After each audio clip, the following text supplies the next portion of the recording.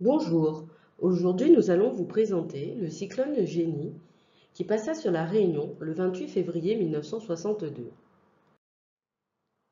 Située dans la zone intertropicale du sud-ouest de l'océan Indien, l'île de la Réunion et ses voisins vivent chaque année une saison cyclonique. Celle-ci commence le 15 novembre et se termine le 15 avril. C'est l'été austral. Le cyclone se dit aussi coup de vent ou mauvais temps. Pour les différencier, un nom leur est donné. Autrefois, ils étaient nommés par l'année de leur passage, comme cyclone 48, le météore le plus meurtrier du XXe siècle, avec 165 morts. Alix est le premier cyclone baptisé avec un prénom, le 12 janvier 1960. 2 ans plus tard, en 1962, le cyclone Génie provoque une scission déterminante dans l'histoire réunionnaise des cyclones. Allons à la découverte du cyclone Génie. Qu'est-ce qu'un cyclone tropical? Un cyclone tropical est une perturbation atmosphérique constituée d'une énorme masse nuageuse qui tourbillonne autour d'un anneau central, au milieu duquel se trouve l'œil. Il génère des vents violents et des pluies diluviennes qui produisent des inondations, éboulements, houles et raz de marée. Les impacts humains et matériels sont parfois catastrophiques. Phénomène très dangereux, il est possible de suivre sa trajectoire grâce aux satellites et de s'en protéger avec un bâti adapté et un système d'alerte fiable. Malgré les progrès réalisés, le risque zéro n'existe pas et les changements climatiques pourraient peser sur les conséquences de leur passage futur. La Réunion avant Génie. On parle d'une île sous-alimentée, surpeuplée, très pauvre. Les routes sont rudimentaires, l'habitat est précaire. Les habitations sont majoritairement faites de paille. L'agriculture est déficitaire en raison du relief et des passages cycloniques. Certains de ces cyclones sont tristement célèbres parce qu'ils sont dévastateurs. Ceux de 1904, 1932, 1944 et 1945, et plus encore en 1948, meurtrissent profondément l'île et ses habitants. C'est une époque où le fonctionnement du cyclone est mal compris. Les satellites n'existent pas encore et les moyens de communication sont désuets.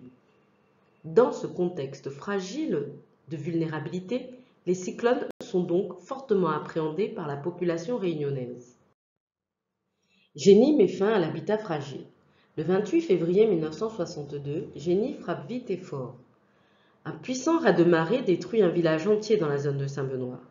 Des vents à plus de 250 km/h couchent 25 à 30% des cannes, laissant sur son passage 36 morts, dont 9 pêcheurs disparus, plus de 20 000 personnes sans abri. Parmi les dégâts, près de 6 000 logements sont totalement ou partiellement détruits, tous étant des cases en bois et tôle ou des paillotes. L'habitat est donc remis en cause, car pour la première fois, l'administration songe à instituer un programme de relogement solide, même si ce sera très coûteux. Elle comprend que le cataclysme se répétera tant que l'habitat restera précaire. Autre vulnérabilité révélée. L'habitat n'est pas le seul facteur de vulnérabilité.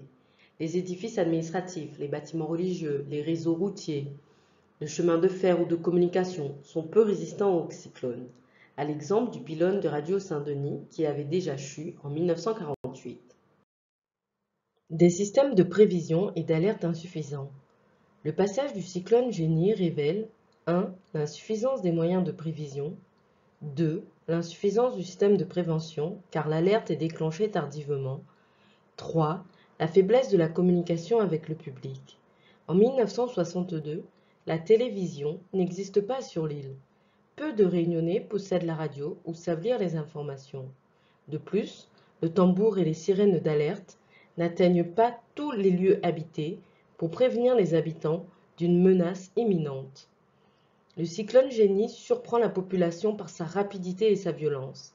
S'il avait stagné, les impacts auraient été plus destructeurs. La Réunion après Génie, moins de morts. Un demi-siècle de mutations ont fait de la Réunion une île plus résiliente, c'est-à-dire mieux préparée à subir les passages des cyclones. L'apparition des satellites, les progrès de prévision, de Météo France et l'amélioration régulière des systèmes d'alerte et des secours ont fait diminuer le nombre de morts. 0 mort avec Dina en 2002, 2 avec Gamed en 2007 et un avec Béjiza en 2014. Moins de morts, certes, mais il faut souligner que durant ces dernières années, la première cause de mortalité reste l'imprudence. Franchissement des radiers submergés, interdiction de sortir en alerte rouge bafouée. La Réunion après génie. Plus de dégâts. A contrario, les dégâts causés sont beaucoup plus importants et coûtent plus cher malgré les moyens de prévention mis en place. Ouvrages de protection, normes anticycloniques, plan d'aménagement du territoire. Pourtant, l'habitat est devenu majoritairement construit en dur, donc plus résistant aux vents cycloniques. Mais il s'est multiplié sous la pression démographique. La population a doublé entre 1961 et 1990. Elle se trouve souvent en zone inondable et les normes anticycloniques ne sont pas toujours respectées.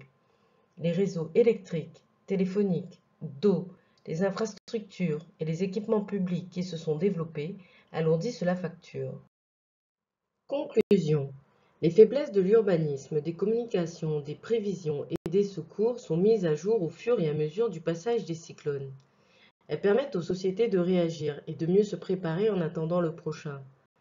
Génie, surtout, révèle la fragilité impardonnable de l'habitat, la précarité des systèmes et des moyens de lutte. Le demi-siècle suivant voit alors progressivement l'habitat en dur se développer, les avertissements de l'approche du météore se préciser, le système d'alerte cyclonique se perfectionner, et les moyens de prévention se multiplier. Les morts sont moins nombreux et les dégâts coûtent de plus en plus cher. Parce que la mémoire des catastrophes est courte et que notre contexte actuel est celui des changements climatiques, s'armer davantage contre les prochains cyclones est une nécessité et une urgence pour toute la société réunionnaise et pour toutes les autres parties du monde concernées par le phénomène cyclonique. Comme à la fin de chaque vidéo, nous proposons une frise chronologique. Sur celle-ci apparaissent les principaux cyclones qui ont touché la Réunion au cours du XXe siècle. Nous avons mis également les statuts de l'île avec la date charnière de 1946. La Réunion devient un département français suite au résultat du référendum. Nous voyons également que les moyens de prévision météorologique dépendent du progrès technique. Ce n'est qu'en 1960 que les Américains lancent le premier satellite météo TIROS 1. L'essor démographique, c'est-à-dire le doublement de la population de l'île en 30 ans, passant de 349 300 habitants en 1961 à 597 800 habitants en 1990. Et enfin, suite au passage de génie, débute la politique du logement moderne et la modernisation des infrastructures. Moins de morts, certes, mais plus de dégâts matériels, avec des factures qui se chiffrent en millions d'euros. Je vous remercie pour votre écoute, j'espère que vous avez apprécié cette petite vidéo. Petite vidéo qui a été réalisée d'après les travaux d'Isabelle Meyer-Jouanjean, historienne des risques et des changements climatiques, chercheuse et consultante actuellement au Canada. Madame Meyer-Jouanjean est l'auteure de la vidéo. Elle remercie Madame Raymonde Kolb pour l'autorisation de diffuser les photographies insérées dans ce document. Cette vidéo a été réalisée à l'occasion du 57e anniversaire du passage Jenny sur l'île de la Réunion. Je vous dis donc à bientôt pour une prochaine vidéo.